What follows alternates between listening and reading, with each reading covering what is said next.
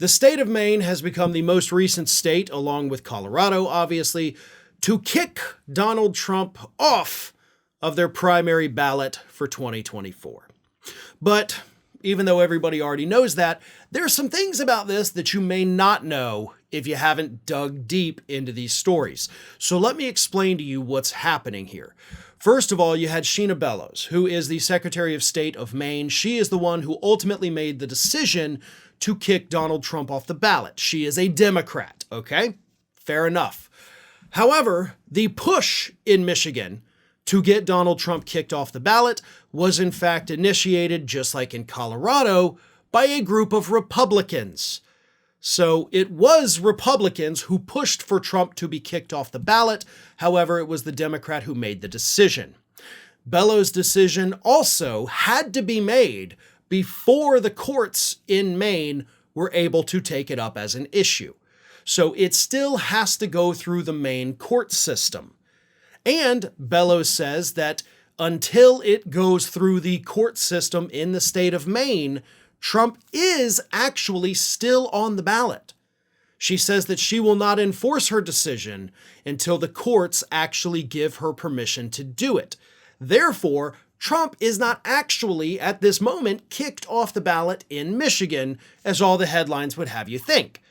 He is likely to be if the courts in Maine go the way that Bellows did and say, yes, he violated Section 3 of the 14th Amendment by engaging or supporting an insurrection, just like in Colorado. But until that court decision comes down, Trump will remain on the ballot. Now, a couple things I want to reiterate here. In Colorado and in Maine, the push to remove Trump from the ballot was brought by Republicans. So all these Republicans out there saying that Democrats are kicking Trump off the ballot, that's not true. Both pushes in both states were initiated by Republicans.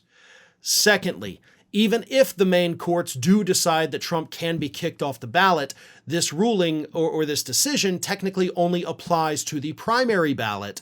So Bellows would then have to make a second proclamation and remove him from the general election ballot if he becomes the nominee. So there's still a second part to it that would have to happen if the courts go that way. Third, and most important, it all depends on what the United States Supreme Court says. The U.S. Supreme Court has now officially been asked to take up the Colorado case. Up until Friday, by the way, they had not officially been asked to do that. So, we were all talking about, it's up to the Supreme Court. Nobody had filed the motion yet until Friday. So now it's been filed. Now the Supreme Court will make the decision on whether to take the case or just say, nope, stick with what the lower courts, we're not going to touch it, which is also an option. And if they do that, Trump's screwed. So ultimately, it's going to rest with the Supreme Court because whatever they decide with Colorado would also apply in Maine. If they allow Trump to be kicked off the ballot, he's done in Maine and he's done in Colorado, and he's probably going to be done in Alaska because also on Friday, Alaska announced, you know what? We're thinking about doing this too. So you could have 3 states where Trump is officially kicked off the ballot. Now, Minnesota, New Hampshire, and California have all refused. They have been asked. They have, some of them have had lawsuits to kick Trump off the ballot in those states. They've said no. So some states have said no. Some states are saying yes. One state at least is like, maybe we will, maybe we won't. We'll decide later, right? There's no rush. But ultimately, 100% of it will come down to that Supreme Court ruling.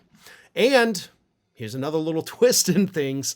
If the Supreme Court says, yes, Trump can be kicked off the ballot, all those states that have rejected that argument, those lawsuits can be refiled with the Supreme Court's ruling. And because you now have a Supreme Court legal precedent, Trump would likely be kicked off those states as well. So things are looking good. The Supreme Court is probably going to overturn it all, so don't get your hopes up too high. But there's lots of things happening, so pay attention, because this is far from over.